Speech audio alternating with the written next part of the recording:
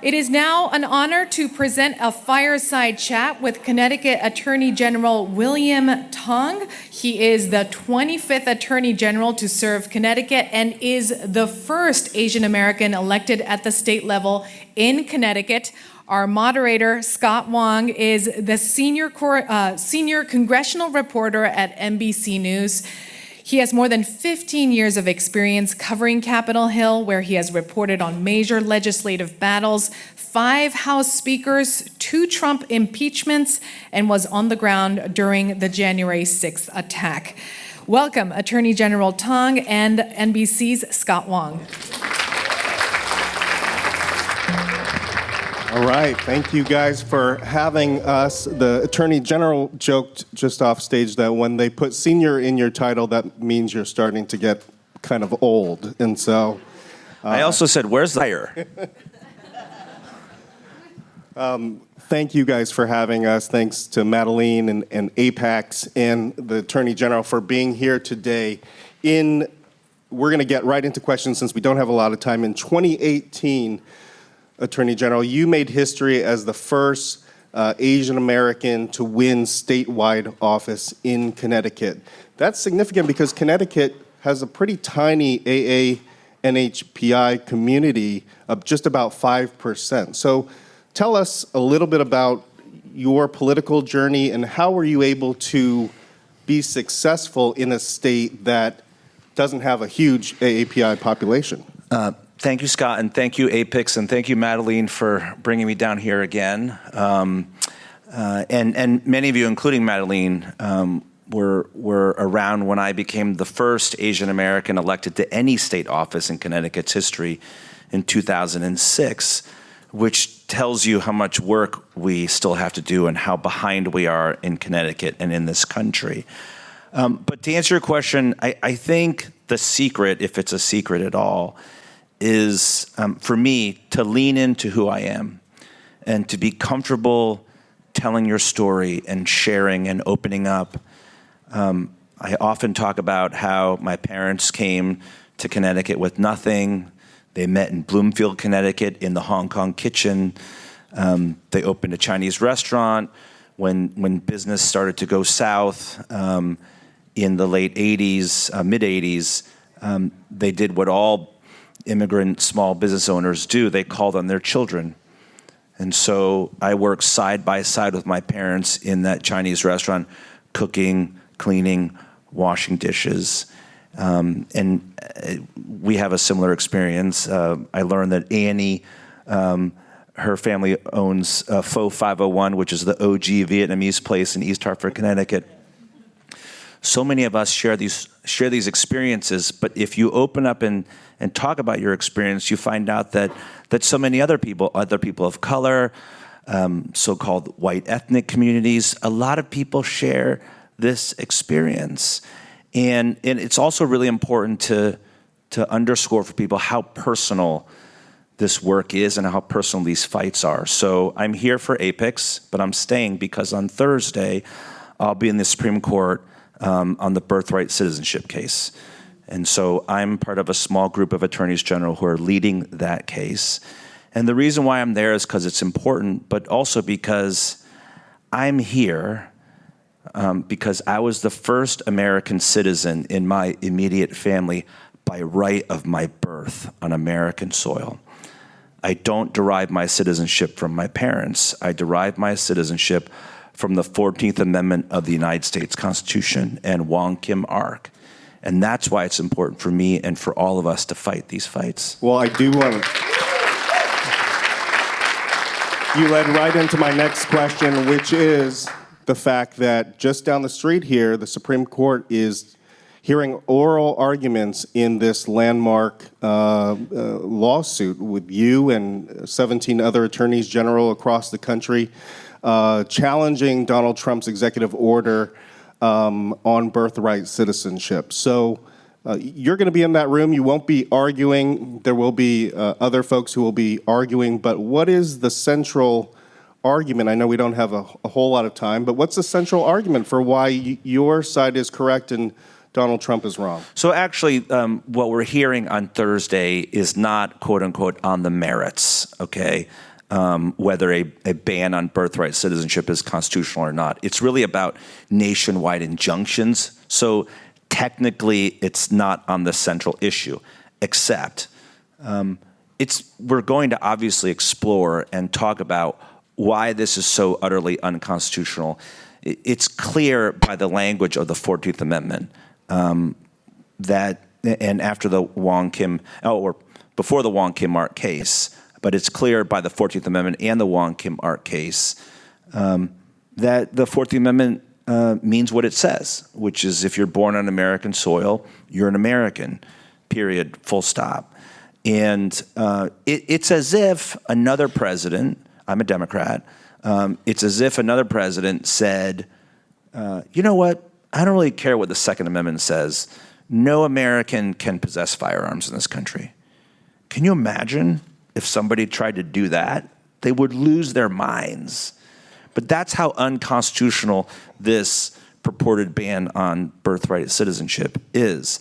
I also want to say it's an opportunity for us to talk about our communities, about our contributions, about how my life, how many of our lives are not possible anywhere else but in Connecticut, of all places, where there aren't too many of us, or in the Bay Area, or Phoenix, Arizona, or wherever it is.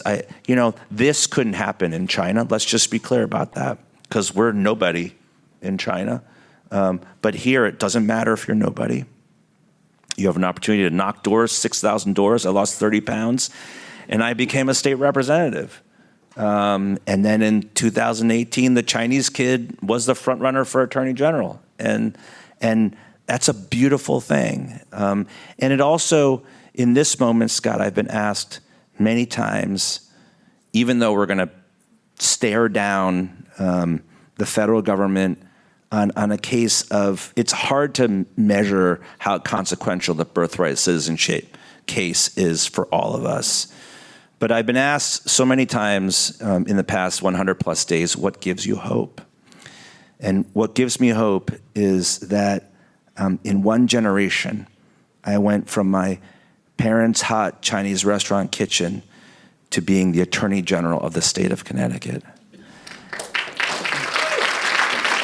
And there are kids in Connecticut, in the Bay Area, in Arizona, and all of your communities who are living that truth of who we are as a country right now. And they are going to make it if we fight for them. I learned something about you as I was preparing for the interview. We share a common experience, and you alluded to it earlier, but both of our parents owned restaurants. And yours was a Chinese restaurant? Yeah. My father owned a pizza restaurant in Palo Alto, California. Good? Was the pizza good? He called it New York-style pizza. I'm pretty sure it was not New York-style pizza. Now that it wasn't New Haven-style pizza, definitely though. not New Haven-style. But you tell a story about immigration agents coming to your father's restaurant and interviewing your father and telling him he had to leave. How did that experience, and I'm sure that's something that stayed with you to this day, how did that experience shape you? And then also, we're seeing this playing out across the country, including right here in Washington, D.C., where ICE agents are showing up at restaurants, demanding to speak to staff and waiters and bus boys and people washing the dishes. So bring that back to your own family. Chinese restaurant, I look around at the waiters and waitresses and, bus boys and girls and the chefs and the, teenage kids working the register for their parents. I'm constantly reminded that those are our people. Those are my people. There's no daylight between me and them. And Madeline, I'm going to exercise a little privilege here, but I'll tell this story. I can't do it in 43 seconds, but my dad came here on a tourist visa. I mean, how many people know this story? And he was sent by an employment agency in New York City, Chinatown, to go cook at a Chinese restaurant in Bloomfield, Connecticut. And he met my mom. They opened a Chinese restaurant. And one day, a customer at that time, It was called INS, the Immigration and Naturalization Service. This is before I was born. Showed up and said, Mr. Tong, we love your restaurant, but we know you're on a tourist visa and it's about to expire, like in the next 2 months. So you're going to have to leave. So my mom and dad were just getting started. They hadn't started their family yet, and they prepared to leave. They weren't going to go underground. But shortly before they were going to leave, my dad decided, I've come so far. He was rendered homeless by the war in China, and because communists came through and cleared out the village, and essentially became a refugee. And he had come all this way to, of all places, Hartford's girl. And so he decided one night driving home that he would write a 6-page handwritten letter to the President of the United States. And he sent that letter off in the mail. He put a stamp on it and put it in the mail. And he thought, that's it, I'm done. It's over. And then before they were about to leave, that same INS agent came back to my parents' restaurant and said, the president has received your letter. You have to go to the back of the line and wait your turn to this country. And it was because of an extraordinary act of grace and compassion by a Republican president named Richard Nixon. Complicated. It's complicated. But in my house, Richard Nixon can do no wrong. But it's because of an extraordinary act of grace and compassion that I was born the first American in my family. And so when immigrants, so many of us in our families, so many people in our community, walk around with a target on their backs every single day, it's so important for those of us who have received the miracle, right, of American citizenship, birthright citizenship, and the opportunity to make a life in this country after our people were refugees, driven from their homes, never to see my grandparents never saw their parents again, right? They ran for their lives, and they built a life here. And they have contributed so much to this country and to our state and to Connecticut. And it's incumbent upon all of us to get out there and show, not tell, show that there's no America without us, right? There's no future without us. We drive growth, right, in this country, and we drive the strength of this country. And we have to tell these stories so that people feel it and they see it.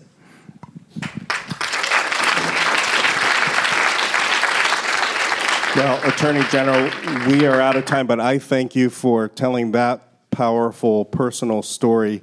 You're somebody that I've been watching from afar for a long time, so I'm glad we got to meet today and talk and learn more about you. Thank you very much. Round of applause. Thank you.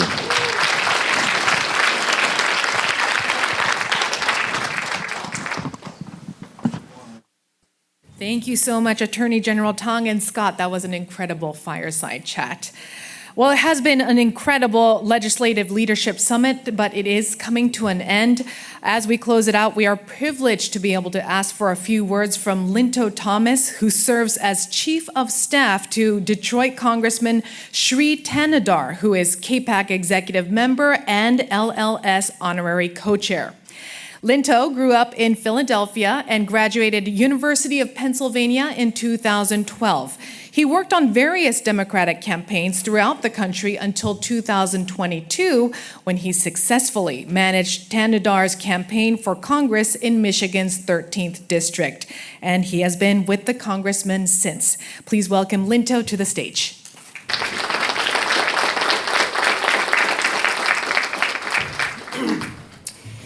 Good afternoon, everybody.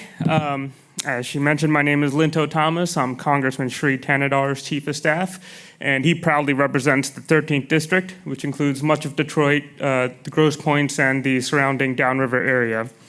The congressman wanted to be here, but he is on the floor speaking about his articles of impeachment. It's an honor to be here with you during Asian American and Native Hawaiian Pacific Islander Heritage Month. On behalf of Congressman Tanadar, I want to thank APAICS for organizing this summit and your ongoing work to empower and uplift our communities, not just in May, but every day. So as many of you may know, Congressman Tanadar is an immigrant from India who came to this country with less than $20 in his pocket. He knows what it means to face obstacles and overcomes them. And today he serves in Congress because of the values instilled in him: hard work, education, and community. That journey, though personal, reflects a broader truth that the AAN HPI community knows, and we know that it's a vital part of the American dream. Our voices are powerful, but too often we remain underrepresented at every level of government. And that's why gatherings like this matter and are important. They remind us that we belong in every room where decisions are made and that policy must reflect our lived experiences. We know that we're facing real challenges: rising hate crimes, language barriers in public services, and unequal access to healthcare and education. But we are also seeing real strength in our youth, in our small business owners, in our public servants, and in every person who continues to fight for justice and opportunity. Congressman Tanadar is committed to supporting legislation that protects civil rights, expands economic opportunity, and ensures equity in education, healthcare, and immigration. But nobody can do it alone. We need leaders of your voice nationwide, pushing for change, holding people accountable, and bringing our communities together. So thank you for being here, for showing up, and for continuing to lead. And together, we're not just making history, we're shaping the future. Thank you.